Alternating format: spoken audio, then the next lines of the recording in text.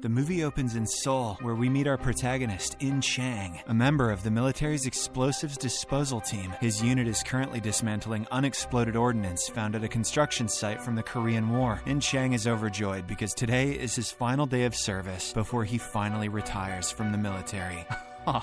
I had to say it. After the bomb is discharged, In Chang heads home, and on the way he calls to check on his pregnant wife Choi. She has just returned from a regular checkup at a hospital and assures him that everything went well. In Chang wants to know about the baby's gender, but she refuses to tell him and asks him to come home first. Moments later, a massive earthquake strikes, and news spreads that Mount Paektu, located near the China-North Korea border, has violently erupted. The tremors reach as far as Seoul, where the ground shakes violently and buildings begin to collapse. Countless people meet a terrible fate in the chaos, but In Chang is determined to reach his wife. He narrowly escapes the falling debris, but crashes at the last moment. He begins running away when a massive structure collapses right above him, but he miraculously manages to avoid it. He needs to know if his baby is a homie. Elsewhere, we meet a woman named Jeon, the senior secretary of civil affairs, who visits a man named Professor Kang. It turns out the man is a scientist who had long been predicting such an explosion. Now, after years of being mocked for his theories, he is preparing to leave South Korea and travel to the United States, where he holds citizenship. Jeon now asks for his help in dealing with the current disaster, but Kang refuses and tries to walk away. However, when Jeon brings up his shady past and threatens to have him arrested, the man has no choice but to comply. Please, don't tell anyone about the shake weight ads. Later, Professor Kang meets with high-ranking officials and explains that Mount Paektu has 4 magma chambers beneath it. The recent eruption was just the first, and 3 more are expected. The final eruption could be so massive that it would devastate roughly half of the Korean Peninsula. To stop the 4th explosion, Kang suggests setting off a blast in a nearby mine with the force of 6 nuclear warheads to relieve some of the pressure. He explains that the lava's force could be reduced by drilling a passage into the magma chamber to let it flow safely underground, but creating such a passage would require an enormous amount of energy. Upon hearing this, the high-ranking officials are horrified and refuse to proceed, fearing that if America were to find out, it could spark another war. However, later the South Korean president privately summons Professor Kang to his office and urges him to go ahead with the mission, even if the chances of success are slim. The plan involves ignoring the U.S. denuclearization efforts, entering North Korean territory, and detonating a nuclear device near the Chinese border. After some time, In Chang receives a call from the colonel, who assigns him the task of going to North Korea for bomb disposal. He initially refuses since he's already retired, but the colonel reminds him that the mission concerns the future of their nation and offers to secure his wife a spot on the U.S. military transport plane for evacuation. In Chang reluctantly agrees, on the condition that his baby is a boy, and returns home to tell his wife that he has been called for another mission. He doesn't reveal that it's in North Korea, so she won't get worried. In Chang asks again about their baby's gender, but she just asks him to come back early so he can meet their child in person. The next day, In Chang and his team meet with the officials and learn that North Korea still possesses 6 long-range nuclear missiles that have not been dismantled. The plan divides the team into 2 groups. In Chang's team will dismantle the missile, and a separate special operations unit will handle the rest of the operation, including transport and detonation. They also learn about a North Korean informant, Jun Pyong, who knows the missile's location but is now imprisoned in his country. Fortunately, South Korea has implanted him with a GPS tracker, so the team must free him, secure the uranium, and set the bomb to detonate inside the mines. In the next scene, the plan finally goes into action and the 2 teams take off in a transport plane. However, a large amount of volcanic ash fills the air, and soon the transport plane carrying the Special Forces team breaks down. In Chang's unit is also about to crash, so all of them parachute into North Korea. Upon landing safely, they are shocked to realize that the Special Forces team did not survive, which means it's now up to In Chang's squad to carry out the entire mission. With no other choice, In Chang leads his team, and they soon arrive at the prison where Jun Pyong is held, and discover that a riot has broken out due to the earthquake. Fortunately, the prisoners have already killed all the guards, allowing the group to reach Jun Pyong without resistance. They explain the mission to him, but Jun Pyong mocks them, saying that they're just novices with no combat skills. Despite this, the team needs his help, so they free him and keep him in handcuffs so that he won't escape. Next, they let him take a shower and clean up a bit. Good luck scrubbing butt with them cuffs. And during this, we notice that Jun Pyong has stolen In Chang's wallet. He notices the ultrasound picture of the child there and also a map of the mines. The cunning man quickly memorizes the map, after which he tears it up and eats it. Next, the team moves forward and soon passes a collapsed statue of North Korea's leader. Junpyong feels bad and says he used to look at the statue every day from his apartment before he was imprisoned. Soon, In-chang realizes that his wallet is missing, so Junpyong hands it back and says that he ate the maps, but has memorized them as insurance. This enrages a young soldier who angrily throws a punch at the cunning man before being restrained by his colleagues. Regardless, the group continues moving forward, and Junpyong soon needs to stop, for he will soon pee long. He is led outside while being monitored by the man who attacked him earlier. During this, Junpyong somehow manages to unlock his handcuffs and attacks the man before running away. Soon, the rest of the team arrives and is horrified to see their comrade unconscious, while Junpyong has run away after leaving the GPS behind. Frustrated, the group returns to the city to find him, and In-chang soon notices the fallen statue of North Korea's leader. He recalls how Junpyong said it was a nice view from his apartment and spots a nearby building where he must be. Elsewhere, we see that Junpyong has indeed returned home, where he changes his clothes and gathers his hidden guns. He finds his wife high on drugs and asks her where their daughter is. She responds that she is at her brother's place in Pocheon, which is near Mount Paektu. Junpyong then asks if it was she who ratted him out to the authorities, which she confirms. Enraged, he fires a shot in the air, which is soon heard by In-chang and his team outside. They quickly arrive at the apartment and find Junpyong pointing a gun at his wife. In the end, the man cannot bring himself to kill her and is detained by In-chang's team. Following this, In-chang views him as a traitor and doesn't allow him to participate in the strategy meeting, but Junpyong finds his lack of planning experience laughable. He then eventually leads the team to the nuclear weapons storage site. There, North Korean soldiers lie in wait at a military base hidden beneath a camouflaged factory, but the team bravely fights and manages to subdue them. They then approach a container, and inside it, they find an elevator. After Junpyong inputs the password, they descend miles underground to reach the nuclear warheads. They secure Junpyong to a railing, put on their specialized suits, and start dismantling the missiles. But once the uranium is secured in their custom detonator, a second earthquake strikes and the ground begins to shake violently. Amid the chaos, Junpyong manages to escape on his own and contacts a Chinese associate who offers him and his daughter refuge in the country in exchange for a bomb. However, the associate also insists he bring a technician who can disarm the detonator. This leaves Junpyong with no choice but to return to where Captain In-chang and his team are trapped and help them. Back in Seoul, Choi feels the tremors of the earthquake and quickly packs to head for the military base. She soon gets stuck in traffic on a bridge where a massive tsunami hits, causing her to be swept into the water. But she manages to swim through the current and eventually reaches safety. Meanwhile, Professor Kang meets with Jian and reveals that their initial eruption estimates were wrong. The large iron ore deposit in the 7th mine is accelerating the eruption, and he suggests targeting a weak point there to prevent the final catastrophic explosion. Back in North Korea, In-chang and his team are about to leave when all of a sudden they are attacked by unfamiliar people who open fire relentlessly. Amid the chaos, they realize the attackers are using heat detection, so In-chang blows up a truck and sets it on fire to mask their heat signatures and tries to escape. They are soon shocked to discover that it is actually the US military attacking them. Several soldiers are injured, and In-chang and Junpyong are separated from the rest of the group. As the two men get in a military vehicle to flee, Junpyong shockingly betrays In-chang by tasing him. Meanwhile, in South Korea, the US military shuts down the mission as crossing borders and stealing nuclear weapons has violated the peace treaty and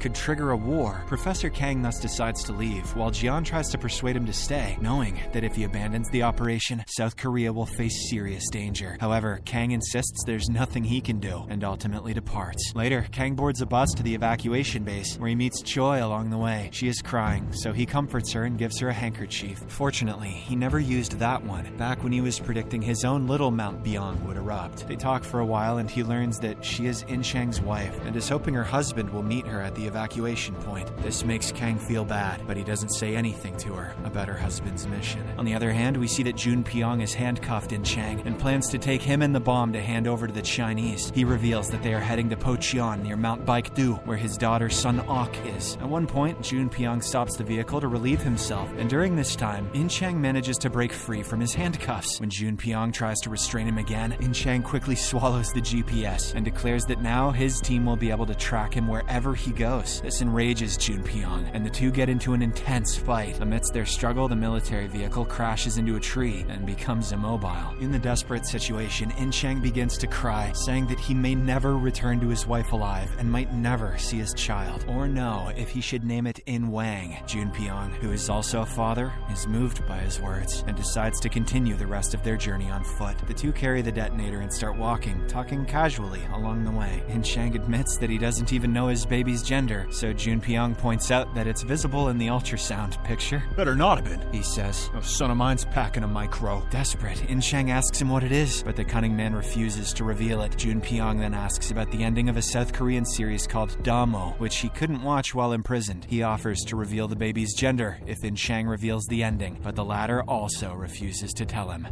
Why? Not long after, the two are attacked by the US military, and a gunfight breaks out. It seems like it's all over for the duo, but at the last moment, In Chang's surviving team members arrive by bus and come to their aid. They all get on board, and an intense car chase with the US military ensues. The group struggles against the highly maneuverable jeeps, but a third explosion occurs on the bridge, sending the US forces plummeting into the valley and averting the immediate crisis. Meanwhile, in South Korea, panic spreads among the people after the latest earthquake. Choi and Professor Kang arrive at the evacuation point, where a ship will take them to the US. Kang is granted access due to his US citizenship, but Choi is left behind. The professor tries to help her, but she refuses, since she is waiting for her husband anyway. This makes Kang feel guilty, so he finally tells her that her husband is in North Korea, which horrifies her. Determined to do something, he makes one last attempt and calls Jian to come up with a better plan to tackle the final eruption. Elsewhere, Jun Pyong is still determined to carry out his plan and points his gun at In Chang, but seeing that In Chang still believes in the mission and is determined to succeed, Jun Pyong finally gives up. He tells them the location of the mine and sets off alone to find his daughter, leaving the bomb behind. Meanwhile, the South Korean military has been cut off from communication with the team since the US intervention. They decide to defy US orders and seize the equipment needed to contact In Chang in North Korea. Jian then meets with Professor Kang and Choi, and together they finally manage to contact In Chang. The professor immediately asks him to change his course and instead head to Tunnel 7 instead of Tunnel 9. This leaves In Chang in a dire situation because he doesn't have the original map and must find Jun Pyong again. Elsewhere, Jun Pyong finally reaches Pocheon and finally finds his daughter, who is in a dire state. She is traumatized from everything she has endured, and worst of all, doesn't even recognize him. This overwhelms Jun Pyong with emotion, and he begins to cry just as the Chinese associates arrive, demanding the bomb. Jun Pyong reveals that he doesn't have it and pleads with them to at least let his daughter cross the border, but this only enrages the Chinese, who immediately shoot him. But before they can hurt any further, suddenly the US military also arrives, and intense gunfire ensues between them. Amid the chaos, In Chang suddenly appears like a hero, holding a white cloth as a sign of surrender. He then reveals that he has the bomb, but shockingly shows them that the timer on the bomb has already been set. He explains that he timed it to coincide with the fourth explosion, as everything will end then anyway. Terrified, both the Americans and the Chinese finally run away from there in fear to avoid the explosion. Following this, In Chang decides to go to the mine alone and urges everyone else to leave immediately. However, Jun Pyong refuses to give him the location, insisting that he will go along with him. The rest of the team leaves with Suna-ok, who sheds tears as she watches her father depart. Before heading to the tunnel, In Chang calls his wife, who is worried sick about him. He apologizes for lying to her, and she asks him not to be late so he can meet their baby in person. In Chang promises her and tearfully ends the call. Choi, equally distraught, suddenly begins having contractions, even though she is still not due. This panics Professor Kang and Jian, who rush her to the hospital. After much struggle, the two men finally reach the correct tunnel and make their way through the mine. They need to take the elevator down to the tunnel and set the detonator, but the lift stops working due to a power outage caused by a volcanic earthquake. In Chang decides to cut the cable and descend with the bomb, ready to risk his life in the line of duty. He then finally tells Jun Pyong the ending of Damo, in which